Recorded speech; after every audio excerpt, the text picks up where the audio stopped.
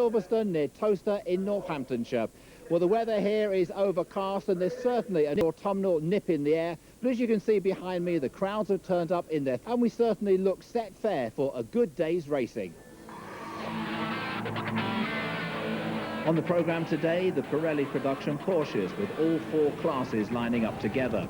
42 cars in today's field, a huge amount of money racing into that first bend. In the Rover GTIs, Russell Grady has already secured the championship, but there's a real chase on for second spot. 8 points separate Jonathan Williams, Lawrence Plummer and Mark Humphrey, so today's race promises to be tight. The TBR Tuscans line up with more cars on the grid than ever. Reigning champion Mark Hales leads the championship by 36 points, but with 60 points to win from the final 3 races, second place Colin Blower will be all out for victory today. We get underway then with the Pirelli Production Porsche Championship. Let's join our race commentators Neville Hay and David Addison. The final round of the series, and it's Hugh Price on pole position for this 10-lap race on the full Silverstone Grand Prix circuit. Hugh Price lining up with the 968 of David Jones alongside him, and Des Winks, Coulson Park winner, lining up third. Chris Healy and John Robinson complete the top 5. Robinson battling with Phil Hindley for victory in Class B, and the championship overall to be resolved between Peter Chambers and Caroline Lucas in Classes C and D respectively. Green light coming up.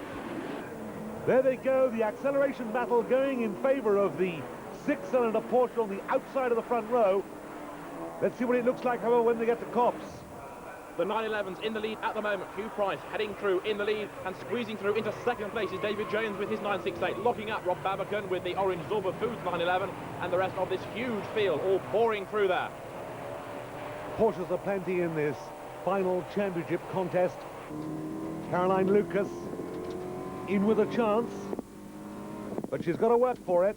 Come back off holiday, in fact, to all this, which is I think she'd stayed. That's what she told me. Caroline Lucas has to win her class and set fastest lap, with Peter Chambers second in Class C. So even though she can do everything asked of her, she's also got to be partly dependent upon what happens in Class C. The field pouring their way now out on Beckett's, soon to go onto the Hanger Straight and then down towards Stowe Corner. Hugh Price in the lead. In second is David Jones with a 968, and Bradford driver Chris Healy there in third place, and Des Winks, the Scarborough specialist car dealer, diving up on the inside. He's got third. He may well have taken second place as well. Yes, that was quite a move on Winks' part there. Really came rushing up and left no room for anybody else to make any decisions. He made his, and that was that. John Robinson there, number 30, leading Class B, the 944 Turbo S2 of Phil Hindley right up behind him. Those two battling for honours in the Class B Championship, and then nose to tail as they come through with Stephen Radcliffe and Bob Babbacombe behind them. Well, it is still David Jones in second place. There's Winks down in third, but Hugh Price really under a lot of pressure now as Chris Healy squeals his way through in fourth place with a 911. Yes, the blue Porsche and the red striped Porsche behind. That's the way to tell those 968s apart. Using an awful lot of road. That was too much road. He's lost the lead. Price throws it away. It's taken over by Jones, and he'll be very lucky if he doesn't get caught and passed by Winks. He hasn't yet, but I think it's a matter of time. If you're wrong through Priory, you're wrong all the way through Brooklands and up towards Luffield 1. That's what happened for Hugh Price. He's down in second place. Des Winks is third, but leading for the first time at the end of a lap in a Porsche round this year is David Jones. He goes across the line there with less than an eighth in it. Hugh Price barrelling along there. He's right up behind him. Can he find a way through on the inside? No, he can't.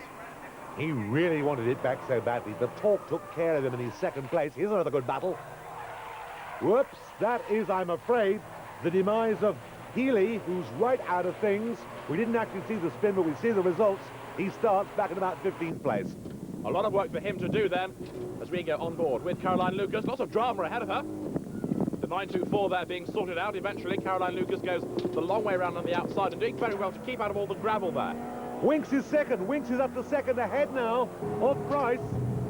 On board with Phil Hindley with the 944 S2 crashing over the curves coming out of Abbey on his way under the Vehicle Bridge into Bridgebend itself. The fast right-hander. Class opposition, John Robinson just up ahead, and Phil Hindley now trying to close on the braking. Down through the gears he goes, swings it into the left-hander. John Fletcher there going through, and there's Peter Chambers, the championship leader, to win the title outright. He's got to win his class or finish at least 4 points ahead of Caroline Lucas. And it looks as though things are going his way at the moment. Here is Caroline Lucas, wipers on. It's getting a bit damp at Silverstone now. The rain just starting to come down. She dives through that on the inside of the similar 924, upper place. Lot of understeer, gets the car under control nicely. Caroline Lucas working out. Here's the battle for the lead, however. Look at this. Up comes Winks, looks at a line, I think, that could see him coming through. He's got the inside here. Yes, he's through. Very good bit of driving by the former rallycrosser Des Winks, with David Jones up on the outside of him as they come into Club Corner. That isn't going to work. Now, can he take the tighter inside line as they come through the corner itself? No, he can't again. So Des Winks through into the lead. The 968 now first and second. And Paul Mackerel into the pits. So Mackerel out of contention. Caroline Lucas still doing her best to take victory in Class B. Sid Doré there losing a place as John Bustle gets caught up with all the hustle and bustle, bounces wide over the curb, loses a place to Caroline Lucas. The accountant then into the lead of Class D. Sid Doré is her next target with the Class C 911E there just up ahead. Somebody on the grass there. Jason Saunders bouncing his way out of Woodcote. He gets it back on the black bit as Des Winks goes through. The wipers going though on the 968. Silverstone becoming more and more slippery. Very wet indeed now. On his last lap, closely followed there by second place man Jones. Price, though, right up with them. Price challenging all the way, and Price trying to get that place back again. Side by side now. The leader well ahead of them as they come into the complex here, but Price is up into second place. The yellow 911 then back up into second place. Remember, Price led early on and then slipped back down through the field. He's now mounting an attack on the last lap. I think he's left it a bit too late to catch that man there, Des Winks, who's in the lead. But Hugh Price is now second. David Jones is third, and the white 968 of Radcliffe moving up into fourth place as we saw Jones on the grass coming out of Chapel Curve. Down towards Stowe Corner for the final time. I think that it was a tactical manoeuvre that went wrong there, because I think he went too quickly early on, cooked his tyres a bit, has eased off, and now they've come back. But it's all too late to really do anything. Off onto the gravel there goes third place man, followed by fourth place man too. David Saunders spins off into the gravel. Well, Jason Saunders has gone off at Woodcote, but Dad David throws it into the gravel trap at Abbey. That's his race run. Des Winks then in the lead. Wipers going, still holding on to second place is Price. Down through that teasing dip where the G-forces build up, now into the left-hander that seems to go on forever. Second place Price, holding on in there, has got that place back again and intends to keep it a little bit sideways behind Jones. Caught him a little, but he can't do anything about it. The Price is right. He's in second place. In third place it's Jones. But the winner of the championship here at Silverstone, with Hugh Price finishing second and third going to David Jones. And there you can see just how delighted Des Winks is. But there, the yellow fronty 911 of Peter Chambers is going to win Class C. And that is enough to give Chambers, the waste disposal expert, the championship of 1994. He goes through to score victory in Class C. Caroline Lucas wins Class D, but Chambers is the champion of the season. There you can see the top three: Winks, Price and Jones. John Robinson wins his class in the race and in the championship. Chambers and Lucas win classes C and D. Chambers the overall champion. Ratcliffe wins Class A, Robinson wins Class B. Chambers wins the championship and Class C, and Caroline Lucas, 4 points behind, wins Class D. Pete, congratulations, a long season, the champion. Yes, thank you very much. I had my doubts during that race, but thank you. It was a very hard race. What goes through your mind? You know, place finish, or you must get the flag first? In this race, I was tending to try and work it out too much, where normally I just get out there and go for it. We're usually C's and D's, but that was a mixed race. It's very confusing, all the A-class cars out there. It makes it all worthwhile. You've got the cup, the garlands and the hat. That's right. Yes, thank you very Congratulations, much. We'll see you next year. Thank you. So, Worth first champion of the season, Pete Chambers, congratulations to him. Let's now catch up with what else has been happening recently in the world of motorsport. The sixth round of the Porsche Super Cup was at the German Grand Prix circuit of Hockenheim. Emmanuel Collard took an early lead, but as the cars entered the stadium, Jean-Pierre Jarier lost it in a big way, spinning out of fourth place and the race. Bernd Mailander was another not to go much further. He went straight on at one of the chicanes. Championship leader Uwe Altzen had worked his way to the front, only to lose first place to Fabien Gillois into the stadium. Gillois went on to win, from Altzen in second place and Emmanuel Collard in third. At Silverstone, a vast field of Mini 7s provided the entertainment, with 4 cars abreast into Stowe Corner. Phil Manser just edging into the lead from Ian Curley. By the time the cars reached Abbey Corner, Curley had regained the lead. But behind, the battle was intense, particularly for second place, with Sean King, Manser and Stanbridge all involved.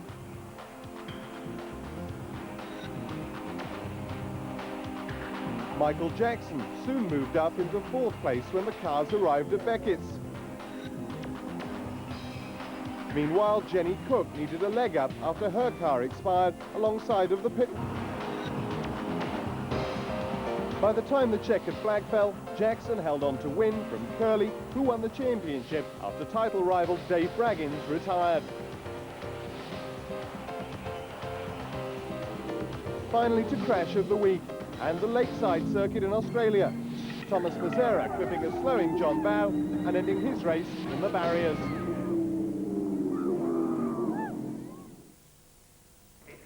No serious injuries there, I'm pleased to say, and wasn't it great to see the Minis tearing around once again? Well, time for us to take a short break, but stay tuned because we'll be right back with the Rover GTI's Championship.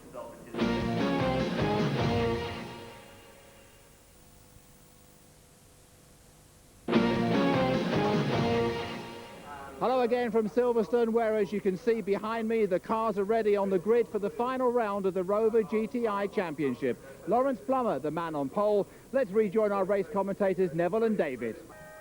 Lawrence Plummer, the winningest driver in the season so far, so let's see whether he can add yet another victory to his impressive tally, with Jonathan Williams there alongside him, the Beaconsfield driver who splits his time between Rovers and Formula 3. The second row of the grid sees the already crowned champion Russell Grady alongside Telford's Troy Dunlop, Carl Blakely and Mark Jones on the third row. Adlington and Humphrey, Sharp and Barry Pearson complete the top 10, and this should be a very good race. Bit of creeping by the front row, but they're away, and a good start. Jonathan Williams didn't make the best of those starts, I don't think. We're aboard with Graham Churchill, awfully tight in the middle. Getting squeezed by Andrew Breakwell and Ron Parker, having his first outing in this year's Rover GTI Championship. There they go, through Copse Corner, the pale blue car of the Nuneaton chef Alfonso Emanuele on the outside line, and the leaders now make their way up towards Beckett on lap 1. Jonathan Williams it is there, with Lawrence Plummer right up behind. A bit of a gap there between the top two, and third and fourth were side by side. Russell Grady runs a bit wide. Troy Dunlop, who was on the inside with the purple-fronted car, losing out. He goes down into fourth place, and Williams there throwing the car through, runs a little bit wide. Lots of understeer. Mark Jones there getting sideways. The circuit getting very slippery. We saw it was getting damp in the Porsche race. It's getting wetter and wetter as the Rovers now splash their way down towards Stowe Corner. Williams weaving around there, trying to break any slipstreaming effect that Lawrence Plummer may well be able to gap. Plummer lines himself up for a look at the inside, thinks better of it, tucks in. Russell Grady getting leaned on the gravel of it again, didn't lose much by it. But Jonathan Williams has lost the lead. Through, up and past him goes Lawrence Plummer. Williams then pushed down into second place. They're coming down to the end of the vale. You can see the wipers going. Proof that the second is getting wetter and wetter. Troy Dunlop there, barging his way up on the inside of Williams. They're side by side, those. They come into Club Corner. Williams on the inside line. That should really benefit him. He may well be able to snatch second place back. Look how wide they both go. Mark Jones and Russell Grady, fourth and fifth, right up behind them on their way now towards Abbey. Well, that little battle for second place has allowed Lawrence Plummer to get a bit of breathing space on this opening lap. He's arriving at Abbey, and they're still side by side. Dunlop on the inside, Williams in the dark blue car on the outside. Can he go all the way round up into second place? He can! Up into second once again goes Jonathan Williams. What a good bit of driving that was. Yes, Williams won that place back coming out of the New Abbey corner. Here he comes. Understeer building up, crosses his arms almost, right to the curb. But he can't afford to take any chances. He knows that pack is close, hard on his heels. If you look carefully in the mirror, you'll see that they are very, very close indeed. Running wide, up onto the concrete as they come out of lap hill 2. In fact, bouncing onto the grass there was the second of the two Miles Industries cars, that of the Bromsgrove driver, Nigel Rubin. Rubin, the ex-TVR man, crossing the line, chasing after Alfie Emanuele, but Plummer leads. Williams is in second place. Third is Dunlop. Fourth is Mark Jones. And Russell Grady diving up on the inside of Rod Adlington. He can't find a way past him, so Adlington is fifth. Grady now is down in sixth place. Seventh is Mark Humphrey, and eighth is Barry Pearson. Lots of good racing, and Graham Churchill has an awful lot of cars ahead to try and find a way past here. Looking for a way, however, and thinks the outside here might be a good place because it should give him the inside for the left-hander, but would it work out that way? Yes, it has. Through, past Ron Parker, goes Graham Churchill. Ahead of him now is Spencer Baker, but you can see just how more and more inclement things are getting here at Silverstone. The weather getting worse and worse. That's going to make the race slightly slower and mean that the drivers have to work much, much harder on a slippery road. Plummer, Williams, first and second. Williams pulling away from Dunlop once again as their number 5, Barry Pearson, has a look on the inside, can't find a way through. Sharp touches the curb, leaps in the air, comes down again, doesn't lose a place. That curb is lethal in the wet. Emanuele sideways. Whack! And that's a lot of damage, not both to the front and rear of Churchill. Really snatches a place there in superb form. That's how to drive in the wet. And Mark Jones snatches third place away from Troy Dunlop. So Mark Jones there, moving through up on the inside. The Southampton driver is now third, as we see in replay. Alfie Emanuele spins. Carl Blakely, as if from nowhere, hits him. A lot of front and rear damage then to Blakely's car. That's expensive. Very expensive indeed, but it can be very expensive to make a mistake if you're in the lead of this race, having a respectable lead, as is the case at the moment. Would it stay that way? Troy Dunlop holding on to that third place. Churchill, we've seen him make places before. Can he do it again? Ron Adlington upside down in the gravel trap. That's his race well and truly over. Ron Adlington should be okay. The cars, of course, have their full roll cages in. Through there on the inside, up into second place goes Troy Dunlop. Third is Mark Jones in number 3, and down in fourth now, Jonathan Williams, who really has lost out in recent corners. Yes, Jonathan Williams, I feel, has probably scrubbed those front tyres to nothing, and now in the wet they're not very happy at all. Very happy, this man, Lawrence Plummer, with an enormous advantage, and that battle for second place, delaying those involved and giving him yet more breathing space. Troy Dunlop is in second place at the moment. Mark Jones is the man in third.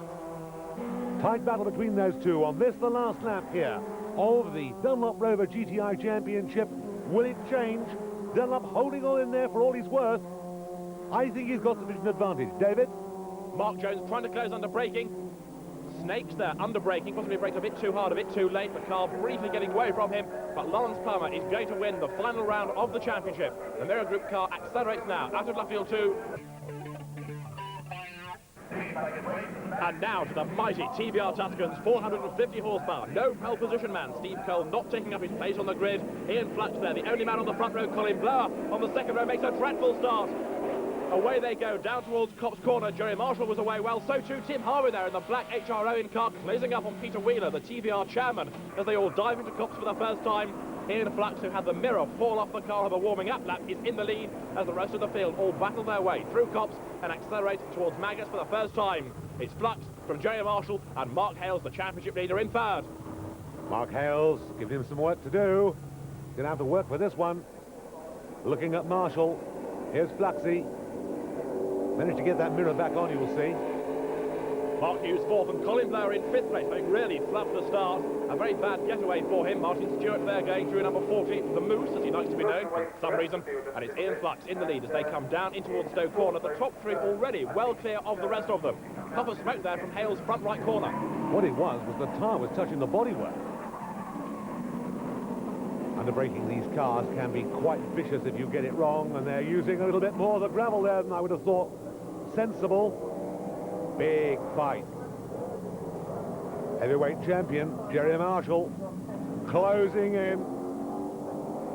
But Flaxey wants nothing to do with it, and Hale's happy to sit there in third. The championship is his. Blower's making up for that bad start, incidentally. Trying to go the long way around on the outside there. John Kemp got a spinner. It's Martin Krauss. Not much changes, does it? Martin in the gravel, Flux, Marshall and Hale to the top three. Kent is fourth, Blower is in fifth place, and there is Martin Short in the white and red car. Martin Short is sixth, racing a Tuscan for the first time in his life. He's on a day's testing, and that's it, and he's right on the pace from the word go. Peter Wheeler with the AJP engine, the engine that will be used next year by the TBRs. It's got plenty of power. It could well be definitely a car to watch next year when that engine is around in nearly all the TBRs, which I suspect it will be. Flux is up and gone. And Mark Hales is up into second place. Jerry Marshall pushed back into third. Fourth now is John Kent, and up into fifth is Martin Short. So Colin Blower, the only man who can challenge Hales for the championship, is dropping back. Nick Cresswell, there, number 33, diving it around the outside of Martin Stewart. A super bit of driving.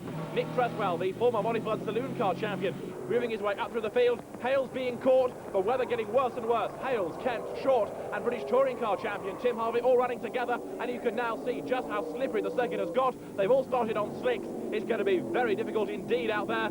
Kent through ahead of Tim Harvey, who now moves ahead of Martin Short. Now Harvey challenges Kent on the inside, and Mark Hales runs off the circuit. Past him goes Kent, past him goes Harvey, past him goes Short, and Mark Hales throws away 3 places there, and that is not like him to do that. No, very intelligent use of the circuit by Harvey there, showing his experience, showing his class as he moves up there, but staying with him. Short has proven today that he really can drive these big V8 cars. Ian Flux proving that he can drive them as well. Look at the enormous lead that Ian Flux has got. He's turning now through the right-hander of Copse, accelerating away with the spray being kicked up behind him. We're on board with Mark Hales, open-top sports car, so the driver's getting wet, and Hales now swinging his way into Copse. Tim Harvey's black car diving through on the inside of John Kent. Kent runs a little bit too wide. Martin Short looking for a way past him as well. They're side by side as they come out of Copse, and Martin Short goes through. The Rover Turbo graduate moving up a place. Roger Connell there, the historic Tuscan driver, with the brakes on fire by the look of it. Something's on fire, and something's gone wrong here for Schofield, who's going in reverse, sorted it out, spun himself out of contention. Let's see what happens here with Mark Hales, who gets it on the grass, gets it back again, but only just, and loses himself those 3 or 4 places as a result of it. So that means that Tim Harvey is moving further and further up the field. He is now second. Martin Short, in his first ever Tuscan race, is third. A tremendous drive. And fourth and fifth, John Kent and Mark Hales. And Hales now back on terms with Kent. In fact, he's having a go on the inside. The corner he went off at a couple of laps ago. He's on the inside. He was fifth. He's now fourth. Mark Hales moves up 1 further place, and that will be enough to give him the 1994 TVR Tuscan Challenge title and make him up to the demise of Jerry Marshall when the car's battery fell off. And they're the top 6. Flux, Harvey and Short, Kent, Hales and Blower, and Mark Hales the champion. So Mark Hales indeed wins. A good battle in the places there with Ian Flux moving up. And just how did he do that? On about the 3rd or 4th lap, it was raining very hard out the back, and I was pointing as I came across the line, because I've been to Silverstone before, and they all want the stewards think, what's he want? You know, it's perfectly all right out here, old chap. Keep your foot down. And it worked, and you did it, and you're happy? Very happy, extremely happy. It's nice to beat an honest touring car chap, even though he did come from 17th. Ian, congratulations. Thanks for your time. Thanks, Jeff. There we are, another win then for Ian Flux, and as you can probably see, Silverstone has now turned into soggy Silverstone. That's it for this edition of the Best of British Motorsport. I'll get the umbrella, and I'll say goodbye from the whole team. Drive safely.